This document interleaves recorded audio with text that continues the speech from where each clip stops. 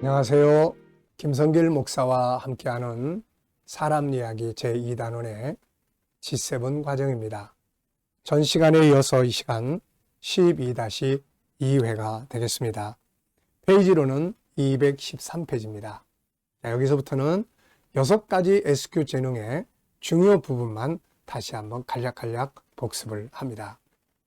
자, 첫째는 신앙 SQ의 중요한 부분들이에요. 자, 신앙 SQ라는 것은 하나님과의 관계를 잘 갖는 거죠. 애굽으로 노예로 팔려갔지만 요셉이 성공할 수 있었던 것은 하나님과의 관계를 그 속에서 잘 가졌기 때문이고, 야곱이 빈손으로 삼촌 집에 갔지만 거기서 두 때나 이루는 성공을 거둘 수 있었던 것은 역시 하나님과의 관계 때문이었습니다. 전쟁 포로로 바벨론에 붙잡혀갔던 다니엘이 바벨론뿐만 아니라 나라가 제국이 바뀌었음에도 불구하고 거기서 성공할 수 있었던 것은 바로 이 하나님과의 관계 때문이었습니다.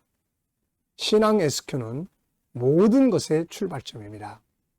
자, 이것을 발전시키기 위해서 우리가 하나, 둘, 셋, 넷, 다섯, 여섯, 일곱, 8가지를 우리가 공부를 했죠. 신앙 SQ, 하나님과의 관계를 발전시키기 위해서 필요한 게 뭔가?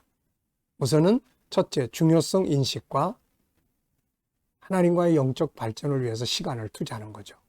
그리고 가까이 하는 겁니다. 하나님을 가까이 하고 교회를 가까이 하고 성경을 가까이 하고 가까이 해야 발전을 해요. 세 번째는 알아가야 합니다. 배우고 익혀야 돼요. 기도를 어떻게 하는지 배워야 하고 예수님이 누군지 배워야 하고 체험하기입니다. 실천과 기도를, 깊은 기도를 통해서 신앙은 체험을 할 수가 있죠. 체험이 깊어질수록 신앙 SQ가 커집니다. 소통하는 거예요. 주님은 역사 속의 인물로 그치는 게 아닙니다. 지금 살아서 나와 함께 계시기 때문에 그분과 소통할 수가 있는 거죠. 그리고 정체성 갖깁니다.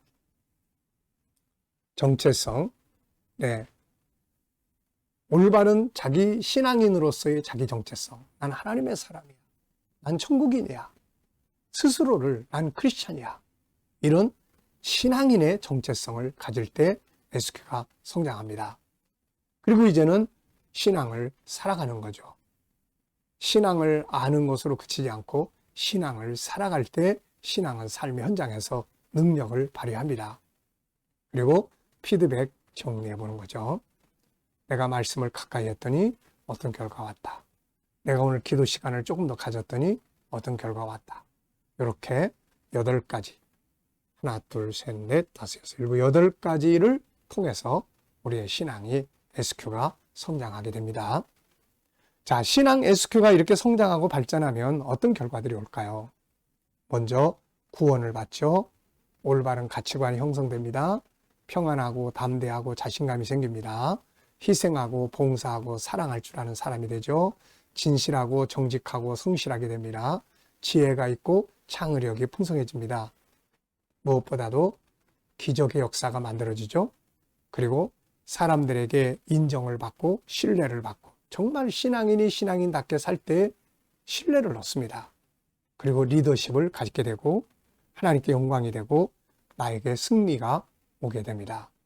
SQ의 성장은 이런 결과들을 가져다 주게 되는 거죠. 자, 두 번째는 정체성에 대한 SQ예요. 정체성에 대한 SQ. 자, 214쪽입니다. 정체성에 대한 SQ. 자, 본질적 정체성. 우리가 정체성 그러면 당신은 누구야? 그런 말이죠. 본질입니다. 그래서 하나는 본질적 정체성이 있습니다. 여기에는 3가지가 있죠. 내가 어떻게 존재하게 되었는지, 그리고 창조의 과정, 내가 뭘로 만들어졌는지, 세 번째는 존재하는 궁극적인 목적입니다. 자, 그래서 이 같은 본질적인 정체성을 인식하고 살아가는 게 중요하죠. 자기 정체성에 대한 질문하기, 매일 자기의 본질적 정체성 묵상하고 외치기, 정체성에 맞게 살기, 반복 행동하기, 피드백 만들기, 이런 걸 통해서 정체성의 SQ, 영성이 성장을 합니다. 또 현실적 정체성이 있죠. 가정에서, 직장에서, 학교에서 나의 정체성은 뭔가? 내가 맡은 일은 뭔가? 다양한 환경 앞에서 나의 정체성은 무엇인가? 할 수 있는 사람인가? 난 이거 할 수 없는 사람인가? 그리고 이제 정체성을 바꾸어 살아보는 거죠. 자, 정체성을 변화시키기 위해서 필요한 것들이 이런 겁니다. 자기 정체성 점검하기, 정체성의 중요성 인식하기, 정체성 바꿔보기, 가져야 할 정체성 본질적인 거 생각하기, 현실적 정체성 생각하기, 정체성 계속 고백하기, 나는 이런 존재야. 그리고 정체성에 맞게 살아보는 거죠. 그리고 피드백을 또 점검을 해보면 정체성이 그 분야에서 성장을 합니다. 자, 이렇게 살아가는 정체성의 결과는 자기에게 어떤 결과를 가져다 줄까요? 다니엘의 성공은 정체성이 가져다 준 결과물입니다. 나는 하나님의 사람이야. 하나님의 사람으로 살고자 했던 그의 삶이 그의 정체성대로 살아감으로써 놀라운 결과를 얻게 됐죠. 무엇보다도 자기답게 사는 것에 대한 즐거움이 있었습니다. 그 다음에 올바르게 살게 되었고요. 그 다음에 책임감과 신뢰성 있는 삶을 살았고요. 변화와 발전을 만들어냈고요. 왕들에게 인정을 받습니다. 왕들은 그에게 리더십을 맡기죠. 그리고 결국 남의 나라에 가서 성공하는 삶을 살게 됩니다. 이게 바로 정체성 SQ가 성장한 사람들의 결과물이에요. 자, 그 다음에 세 번째는 올바른 가치를 찾기 위한 SQ 성장을 위해서요. 자, 올바른 가치를 찾기 위한 기준이 도대체 뭐냐? 뭐가 올바른 거냐? 뭐가 기준이 되는 거냐? 그래서 여기에 5가지를 정리해놨어요. 첫째, 하나님과 그분의 뜻을 따라가는 게 가장 올바른 거다. 두 번째, 내 안에 있는 5가지 성품을 따라 사는 거다. 세 번째는 내가 보람과 행복을 느낄 수 있는 가치관이다. 네 번째는 자기의 본질적 정체성을 따라서 사는 거다. 5번째는 공익적인 기준이 가치 기준이 되어야 된다. 나만이 아니라 다른 사람들을 위한 가치관이 되어야 된다. 이런 것들이 바로 올바른 가치관의 기준이에요. 자, 올바른 가치의 추구 방법입니다. 어떻게 하면 올바른 가치를 잘 발전시킬 수 있을까요? 첫째, 모델을 잘 만나야 된다. 모델. 좋은 모델이 있어야 돼요. 그 다음에 하나님과의 영적 만남이 있어야 합니다. 그리고 성경과 인문학에 대한 교육이 필요하죠. 그리고 스스로 올바른 가치를 추구하려고 하는 노력과 의지가 필요하고 옆에서 도와줄 수 있는 멘토가 있으면 좋죠. 그리고 올바른 상황을 살아가면서 얻어지는 교훈들. 아, 저 회사를 보니까 올바른 가치를 갖지 않음으로써 결국 회사가 무너지는구나. 아, 저 사람은 작은 장사를 하지만 결국 저 사람의 성공의 비결은 뭐냐? 올바른 가치를 추구함으로써 성공한 사람이구나.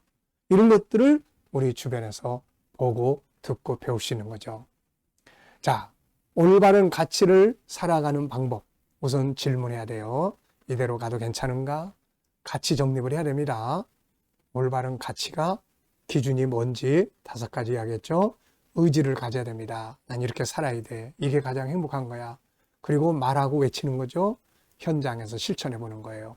그리고 실패를 경험도 해보고 그 다음에 자기 반성, 피드백도 받아봅니다. 그리고 반복 해보는 거죠. 그러면 올바른 가치를 살아가는 게 하나의 습관이 되게 되는 거죠. 이렇게 했을 때 우리가 인정을 받고 승리하게 되고 올바른 가치를 사는 사람이 결국 성공을 하게 되는 거예요. 이게. 그래서 결국 세상은 이 선이 이기도록 구조가 만들어져 있습니다. 그래서 우리가 이 올바른 가치를 잘 만들고 키워갈 수 있고 살아갈 수 있는 이것을 통해서 좋은 결과를 얻게 되시기 바랍니다. 자, 나머지는 다음 시간에 이어서 또 진행을 하겠습니다. 자, 이 시간 말씀 여기까지 하겠습니다. 감사합니다.